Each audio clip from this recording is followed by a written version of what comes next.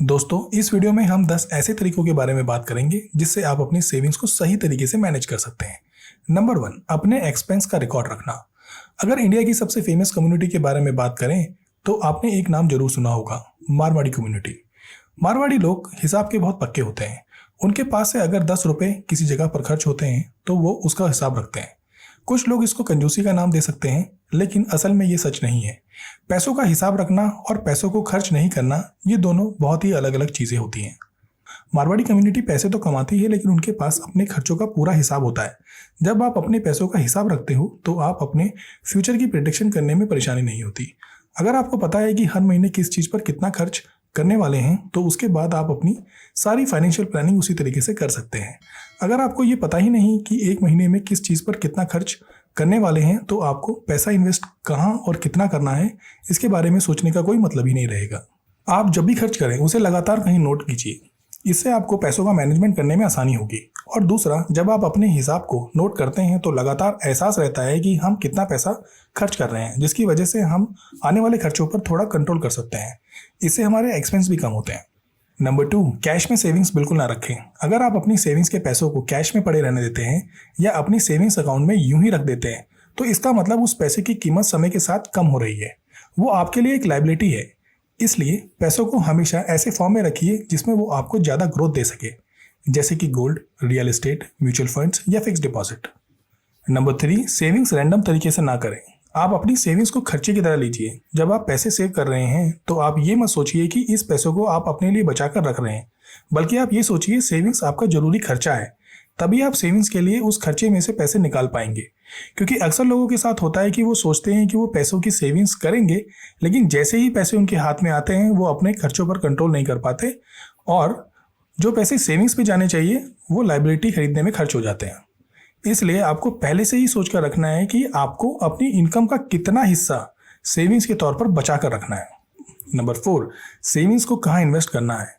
Investing के लिए आपके पास कई सारे रास्ते हैं, जैसे कि आप फिक्स डिपॉजिट में इन्वेस्ट कर सकते हैं या फिर म्यूचुअल फंड और शेयर मार्केट में इन्वेस्ट कर सकते हैं।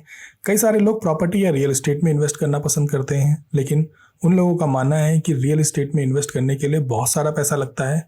लेकिन ऐसे बहुत सारे फंड होते हैं जिसमें आप 500 रुपये जितनी छोटी रकम के साथ भी प्रॉपर्टी में इन्वेस्ट कर सकते हैं। एग्जाम्पल के लिए, आप जैसे कई सारे लोग थोड़े थोड़े पैसे जमा करते हैं और वो एक फंड के रूप में कलेक्ट होता है। फिर वो फंड मैनेजर आप सबके नाम से प्रॉपर्टी खरीदता है और उस प्रॉपर्टी के बिकने के बाद आया प्रॉफिट आप सब में बांट दिया जाता है। आप कहाँ इन्वेस्ट करना चाहते हैं वो समय के साथ बढ़ता रहता है, क्योंकि किस वक्त कौन सी चीज़ अच्छा रिटर्न दे रही है ये आप मार्केट को देखकर पता लगा सकते हो। आपको हाई रिटर्न के साथ रिजल्ट देखकर ही इन्वेस्ट करना चाहिए। नंबर 5, अपनी सेविंग्स को कभी भी लायबिलिटी और एक्सपेंस को पूरा करने के लिए यूज नहीं करना है। आपको एक्सपेंस को लायबिलिटी में खरीदना कम से कम करना है। आप कभी भी अपने एक्सपेंस के बाद बचे हुए पैसों से लायबिलिटी नहीं खरीदेंगे। Number 6, affordability. मान लीजिए आपके पास 1 लाख रुपए हैं और आप मोबाइल फ़ोन खरीदना चाहते हैं जिसकी कीमत भी 1 लाख रुपए है। क्या इसका मतलब है आप उस फ़ोन को खरीद सकते हैं? आप शायद कहेंगे हाँ, क्योंकि जितने पैसे उस फ़ोन को खरीदने के लिए चाहिए उतने पैसे तो आपके पास हैं ही ऑलरेडी। लेकिन दोस्तों, यहीं पर आप गलती करते हैं, क्योंकि असल में आप उसे अफोर्ड नहीं कर सकते। आपके पास जितनी इनकम है, अगर आप सारी की सारी इनकम किसी चीज़ को खरीदने में लगा देते हैं तो इसका मतलब साफ है कि आप उस चीज़ को अफोर्ड नहीं कर सकते। अफोर्डेबिलिटी का सिंपल नियम है, अगर आप किसी चीज़ को उसी टाइम 3 बार खरीद सकते हैं तो आप उस चीज़ को अफोर्ड कर सकते हैं। यानी कि अगर आपके पास 3 लाख रुपए एक्स्ट्रा हैं तो आप कह सकते हैं कि आप उस फ़ोन को अफोर्ड कर सकते हैं। नंबर 7, सेविंग को अपनी आदत बनाना है। आप जब भी अपनी इनकम को हाथ में लें तो बिना किसी परेशानी के आपको उसका एक हिस्सा सेव करके रखना है। नंबर 8, सेविंग्स हमेशा कम लिक्विड फॉर्म में होनी चाहिए। लिक्विडिटी का यूज इकोनॉमिक्स में किसी चीज़ की मार्केट में कितनी जल्दी दूसरे रूप में बदला जा सकता है उसके बेस पर करते हैं।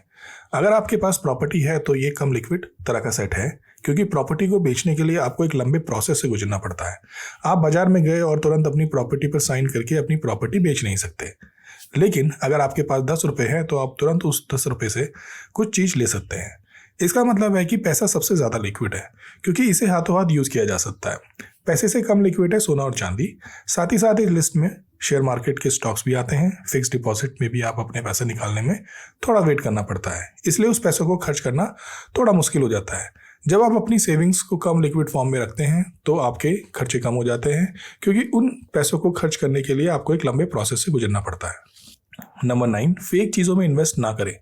रॉबर्ट कियास्की पैसों को फेक मनी कहते हैं क्योंकि उनका मानना है कि पैसों पर हमेशा सेंट्रल बैंक का कंट्रोल होता है। पैसों की कीमत कई बार तेजी से गिरने लग जाती है, जैसे कि रूस और यूक्रेन में हुए वॉर की वजह से दुनिया भर की करेंसी लगातार गिर रही है। इसलिए इन्हें फेक मनी कहा जाता है, क्योंकि अगर आप पैसा इन चीज़ में सेव करके रखते हैं तो इसकी कोई गारंटी नहीं है कि आप अच्छे रिटर्न कमा पाएंगे। तो आपको अपना पैसा रियल मनी में सेव करके रखना चाहिए, जैसे कि प्रॉपर्टी, सोना और चांदी। आज दुनिया भर में इतनी प्रॉब्लम होने के बाद भी सोना और चांदी की कीमत लगातार बढ़ रही है, क्योंकि ये चीज़ें इंसानों की बनाई हुई नहीं है और लॉन्ग टर्म में हमेशा ये महंगी ही होती जाती है।